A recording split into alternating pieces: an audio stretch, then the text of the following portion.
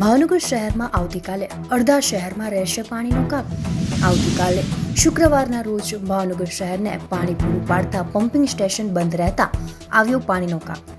Shetrunji dam, Vallabhipur pumping station અને મહીપરી એજમાં જેટકો દ્વારા shutdown લેવાના કારણે પાણી કાપ રહેશે.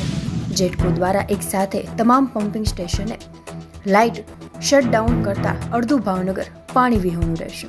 Takhteshwar filter, Chitra filter, Nirambag filter અને તરસમિયા ફિલ્ટર નીચે આવતા તમામ વિસ્તારોમાં રહેશે પાણી કાપ.